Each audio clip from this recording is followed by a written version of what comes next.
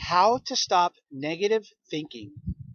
Hello, everybody. My name's Chris Flippin, and I'm here to help you find your happiness. Now, I wasn't going to make a video today. However, I was walking home I'm over here at Fort Mason, and so I was walking home, and while I was doing that, I was listening to an audio clip by a gentleman named Greg Braden. And the messages that he was speaking about in there resonated with me so much, and it was actually something that I was a similar conversation that I was having with my cousin just the other day when he came down to visit me. So with those two things happening, I figured why not make a video about it, because it was something that I helped me out and it helped my cousin when we were talking about it, and I also feel that it will help you as well.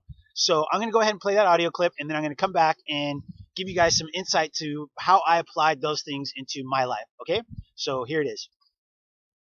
So people ask the question, what about their own negativity, their own negative feelings, thoughts, emotions, and beliefs, and how their inner experiences of negativity may affect what it is that they share in the divine matrix. And what the ancient traditions say about this experience is nothing new. It's the same experience in humanness now that we had 2,500 years ago. And what the ancient traditions in the text say is that our experience is only an experience, not positive, not negative, until we judge our personal experience, until we give it an importance based on our perceptions and our beliefs. And until we do that, it is simply an experience. So the question is, why are we judging ourselves, and how do we judge ourselves?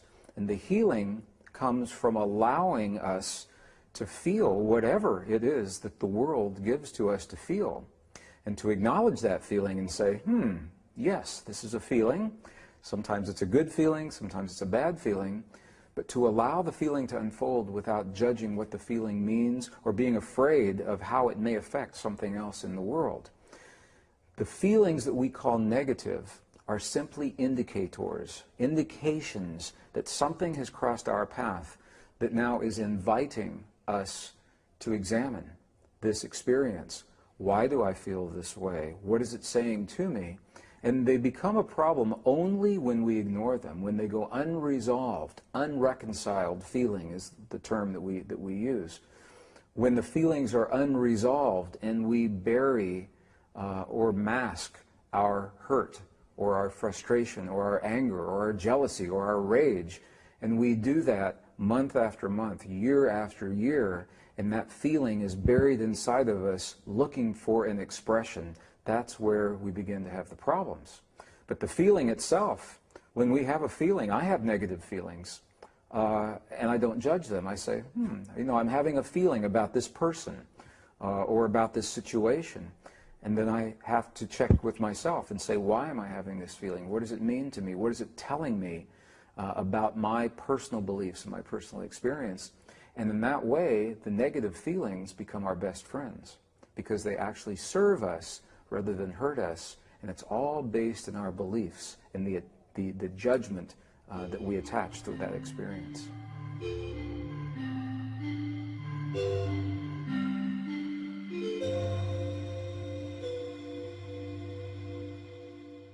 I hope you found that audio clip just as powerful and that it resonated with you as much as it did with me. Now, there's two things that I really wanted to point out about that audio clip that I think you're going to find extremely helpful. I know at least I did, and other people that I've had conversations with them have found it helpful as well. The first is that we have to allow ourselves to experience or to feel the emotions that are coming through, okay? Because if we don't, they just get bottled up inside, and that causes problems. I know it has for me in the past, and it has for other people that, some of my clients that I speak to, that it's done that for them as well. Now, in my particular situation, what had happened is, I've never been someone that likes to raise their voice, right? So in the past, when I got really angry, whether I was this angry down here or this angry up here, I never raised my voice. The problem with that is that I was suppressing all of those emotions, not just so that I didn't blow up, right? And unfortunately, that's exactly what ended up happening, is because I had bottled up these emotions for so long. By the time I did, it was just like this big explosion, and it caused big problems, not only in my personal relationships, but also at work as well. So it's very, very, very important, and I found it for me to be very healing, okay, to where I did not continue to hold on to these things that had been bothering me once I allowed them to pass through. Okay. And I'll admit it. I did a lot of crying, okay, and that's okay, right? I'm a guy. It doesn't matter. I don't care. And that's one of the things that as a man, we get told, we're growing up as we grow up, that it's not okay for us to cry, and that it's not okay for us to show those types of emotions. Unfortunately, what happens is if we don't show those emotions, we get to the point where our inner world is just stuck in turmoil. So again, it's very important to allow those feelings to pass through. Okay. Now, the second thing that I wanted to share about, and I think this is probably one of the most important things that, regardless of who you are, is going to be something that's going to help you. And that is the way that we label certain things that have happened to us.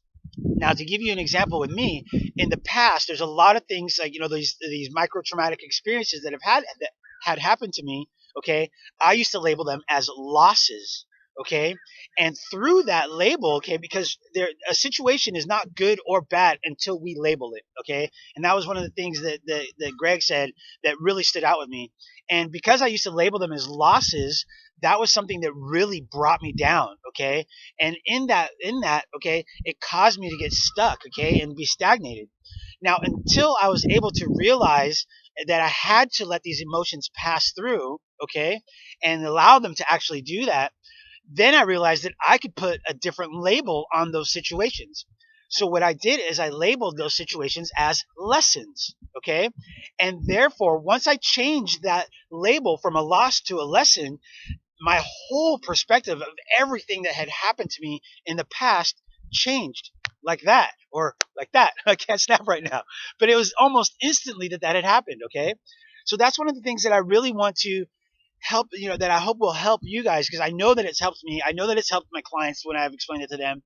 And I think that it will definitely help you. I really truly believe that, because it's something that, if you, once you can change the perspective, okay, on what that is, what that experience was, then you can really start to learn from it. And that's what I did. I took all of those experiences that had happened to me, and I said, okay, what was I supposed to learn from this? What was I supposed to learn from that? What am I supposed to learn from all of these things as a whole? Okay.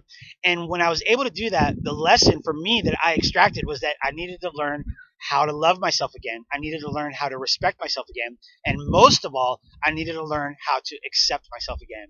Okay. And by doing those things, I have been able to find this amazing inner peace and inner happiness that can't be broken by what's happening in my external world, because I no longer rely on the things that are happening in my external world to be a certain way. And why is that? Because I no longer label them as good or bad.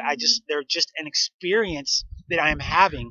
And then from there, realizing that I have the choice to experience everything that happens in the manner which I choose. I no longer choose to experience them as I did in the past in a bad way, right?